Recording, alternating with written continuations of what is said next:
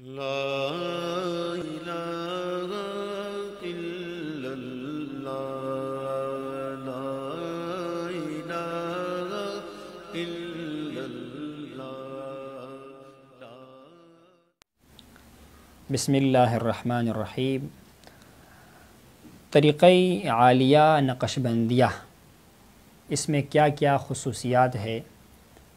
بنیادی بات تو یہ ہے کہ جتنی بھی طریقے ہیں، طریقہ ہائے معروفہ متعارفہ، ان کا مقصد اللہ تبارک و تعالیٰ کی رضامندی ہے، چاہے طریقۂ نقشبندیہ ہے، چشتیہ ہے، قادریہ ہے، سہروردیہ ہے۔ طریقۂ نقشبندیہ، اس کو نقشبندیہ اس لیے کہا جاتا ہے کہ اس کی نسبت جناب سیدنا خواجہ محمد بہاؤالدین شاہ نقشبند رحمہ اللہ کی طرف ہے۔ اصل میں اللہ کے نبی صلی اللہ علیہ وسلم مبارک سے دو قسم کے علوم آئے ہیں، جس طرح ہم پہلے بیان کر چکے ہیں۔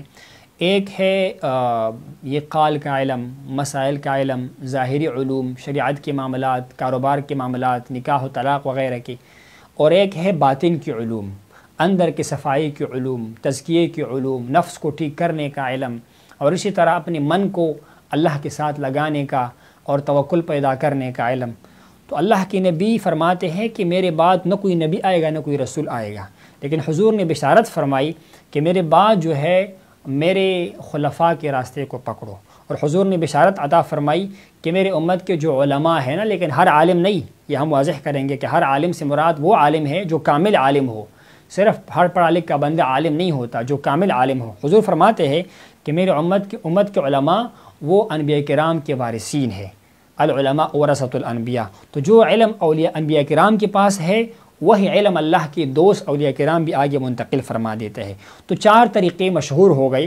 جناب سیدنا امام ربانی بابا فرماتے ہیں کہ ہمارا طریقہ طریقۂ نقشبندیہ، اس کا نسبت جناب سیدنا صدیق اکبر مبارک کے ساتھ ہے رضی اللہ تعالیٰ عنہ، چونکہ وہ مبارک صحابہ کرام میں سب سے بلند مقام والے تھے، بلند مرتبے والے تھے، اسی لیے یہ طریقہ بھی اس بنیاد پر، اپنے بیس کے بنیاد پر جو ہے یہ بلند و بالا سلسلہ ہے، اور یہ وہ سلسلہ ہے کہ جس کے نسبت اس ہستی کے ساتھ ہے کہ اللہ کے نبی کی بارگاہ میں ہمیشہ رہے، اور حضور نے بشارت دیا کہ انت صاحبی فی الغار و صاحبی علی الحوض، تو غار میں میرے ساتھ رہا اے صدیق، حوض کوثر پر بھی میرے ساتھ ہوگا، اور اب بھی وہ مبارک اللہ کے نبی کے ساتھ جو ہے وہاں پر آرام فرما ہے، موجود ہے۔ اور حضور نے فرمایا سب لوگوں کے دروازے کھڑکیاں بند کرو، جناب صدیق کا جو ور ہے، در ہے، اس کو کھلا چھوڑ دو۔ اور حضور نے کہا میں ضعیف و بیمار ہو، اور جناب صدیق کو امر فرمایا کہ وہ کیا کرے، وہ لوگوں کو نماز پڑھائے۔ تو مجیسہ مبارک فرماتے ہیں کہ ہمارا سلسلہ جو ہے طریقۂ عالیہ نقشبندیہ، یہ اصل میں طریقۂ صدیقیہ ہے، طریقۂ صدیقیہ ہے۔ اس کو اللہ نے گوناگون خصوصیات نصیب فرمائی ہے، سارے سلسلے اللہ تعالیٰ تک پہنچنے والے ہیں، لیکن ایک بات ملحوظ خاطر رکھیے گا، جو باقی سلسلے ہے طریقۂ عالیہ قادریہ شریفہ، چشتیہ شریفہ، سہروردیہ شریفہ، اس میں کام سلوک کے ساتھ ہوتا ہے۔ سلوک کیا ہے کہ ایک خاص مرحلے سے گزر کر وہ بندہ اپنے من کو صاف کرتا ہے، نفس کو جو ہے مطمئن کر دیتا ہے، اور اللہ تعالیٰ کی تجلیات کا اور صفات کی جو ہے وہ برکات کو حاصل کر لیتا ہے۔ لیکن طریقۂ نقشبندیہ کی بہت ساری خصوصیات ہیں جس میں ہم کچھ کو جو ہے وہ بیان کریں گے۔ سب سے بڑی خصوصیت یہ ہے کہ اس طریقے میں اندراج النہایہ فی البدایہ ہے، جو چیزیں باقی سلاسل کے انتہا میں ملتی ہے، یعنی سلوک کرنے کے بعد، ریاضتوں کے بعد، کم کھانا، کم پینا، کم سونا، آخر میں جو انسان کو قلب میں حیات نصیب ہوتی ہے، تعلق حاصل ہوتا ہے، اس مبارکین کے سلسلے میں اگر تو شیخ کامل مکمل مل جائے اور صحیح طریقے سے سلوک کی جائے، اور اس کے اندر طاقت ہو، کشش ہو توجہات کرنے کا، تو پھر کیا ہوتا ہے کہ وہ انسان بھی تھوڑے عرصے میں وہ کام طے کر لیتا ہے جو باقی سلسلوں اور راستوں میں اس میں بہت سارا وقت لگتا ہے۔ اس کا مثال یہ ہے کہ باقی سلسلوں میں سلوک مقدم ہوتا ہے اور جذبہ آخر میں ہوتا ہے، دو چیزیں ہیں، ایک ہے سلوک اور ایک ہے جذبہ۔ باقی سلاسل میں سلوک پہلے ہوتا ہے، آپ نے جو ہے وہ ان مراحل سے گزرنا ہے، آپ نے کم کھانا، کم پینا ہے، آپ نے روزے رکھنے ہیں، اور لوگوں سے دور رہنا ہے، کم باتیں کرنی ہیں، تب جا کر ایک خاص حلاوت حاصل ہوتی۔ یہاں پر کیا ہوتا ہے، مرشد کے بارگاہ میں آ جائی، بیٹھ گئی، وہ صحابہ کرام کا مثال کیا تھا، حضور کے بارگاہ میں آ گئی، ملاقات ہو گئی صلی اللہ علیہ وسلم، اور ایک کی ملاقات میں جو وحشی قاتل حمزہ رضی اللہ عنہ ہوتا، اس کو جناب اویس قرنی سے بلند مقام حاصل ہوتا ہے۔ وجہ کیا ہے؟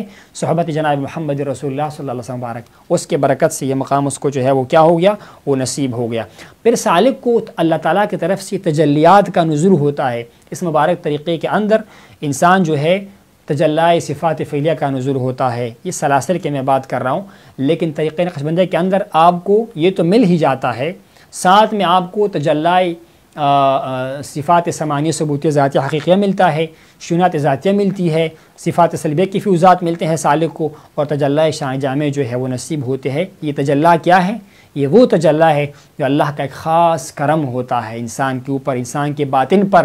اور دوسری خصوصیت کیا ہے کہ ہمارے سلسلے میں وہ مدار کار قلب پر ہوتا ہے۔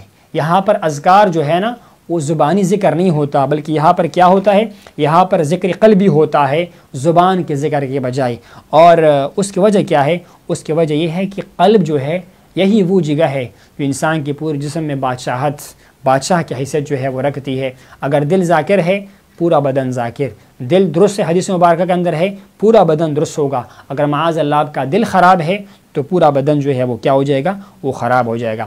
اسی طرح اس طریقے کی خصوصیت یہ بھی ہے کہ اس مبارک طریقے کے اندر اسم ذات کا ذکر دیا جاتا ہے۔ باقی سلسلوں میں بھی اذکار ہے، اچھے اذکار ہے، لیکن یہاں پر صرف اسم ذات کا ذکر دیا جاتا ہے، اور ساتھ میں یہ بتایا جاتا ہے کہ اپنا توجہ جو ہے وہ کیا کرو؟ اسم ذات کے ذکر کے ساتھ کرو، لیکن صفات کی طرف متوجہ نہ ہو جاؤ، اسم سے مسمہ کی طرف متوجہ ہو جاؤ، یعنی جس کا نام اللہ ہے نا اس کی طرف متوجہ ہو جاؤ۔ صرف زبان سے اللہ اللہ نہ کرو، زبان سے اللہ اللہ اور دل غافل ہے۔ بر زبان تسبیح و بر دل گاؤ خر، این چنین تسبیح کا ادارت اثر۔ زبان سے اللہ اللہ کہو اور جناب والا دل میں جو ہے وہ اور خیالات نہیں۔ یہاں پر کیا ہوتا ہے؟ اسم ذات کا ذکر کرو، قلب سے شروع کرو، لیکن تمہارا دھیان، تمہاری توجہ، تمہارا مکمل دھیان جو ہے وہ اس ذات کی طرف ہوگا جس کا نام نامی اللہ ہے عز و جل۔ تو پھر ظاہر بات ہے جب چیز کمال کا ہوگا اور محل بھی جو ہے وہ قلب ہوگا جو جسم کا بادشاہ ہوگا، تو یہ یقیناً انسان کے درجات اور قرب کے مراحل جو ہے وہ زیادہ بہتر طریقے سے طے ہو جاتے ہیں۔ اور اگلی خصوصیت کیا ہے ہمارے سلسلے میں؟ خصوصیت یہ ہے کہ اس میں کمال اتباع سنت ہے، سنت کے کمال اتباع ہے، حد درجہ سنتوں کے پیروی ہے۔ جس طرح میں نے پہلے بیان کر دیا کہ طریقت تو ہے ہی شریعت کا نام، لیکن ان مبارکین کے ہاں شریعت کی حد درجہ پابندی ہے، چاہے لباس ہے، چاہے اٹھنا بیٹھنا ہے، چاہے گفتگو ہے، چاہے معاملات ہے، معاشرت ہے، ہر چیز میں۔ اور سب سے بڑھ کر آپ کوئی بھی عمل کرو اپنے دل کی طرف دھیان رکھو۔ 4 چیزیں ہیں جو ہمارے اس مبارک سلسلے کے اصول میں سے ہے، 4 چیزیں ہیں ہر سالک کو یاد ہونے چاہیے۔ اس میں جمعیت ہے، اس میں حضور ہے، اس میں جذبہ ہے، اور اس میں واردات ہے۔ حضور، جمعیت، جذبہ اور واردات۔ تو حضور کیا ہے؟ حضور یہ ہے کہ سالک جو ہے اپنی قلب کی طرف متوجہ ہو جائے، کہیں میرے قلب میں کوئی غلط خیال تو نہیں آ رہا، جو میرا ہدف ہے اللہ تبارک و تعالیٰ کو راضی کرنے کا اس سے ہٹ کر کوئی خیال تو میرے دل میں نہیں آ رہا۔ یہ ہے حضور۔ یہ ہر سالک جو کامل سالک ہوگا اس کو یہ چیز جو ہے وہ کیا ہوگی؟ وہ حاصل ہو جائے گی۔ اور جمعیت ہے۔ جمعیت کیا ہے کہ آپ گندہ خیالات سے خود کو دور کرو، کوشش کرو، محنت کرو، مشقت کرو، اور اللہ تبارک و تعالیٰ کے ساتھ تعلق کو کیا کرو؟ پکا کرو، مستحکم کرو۔ اس کے بعد جذبات ہے اور واردات ہے۔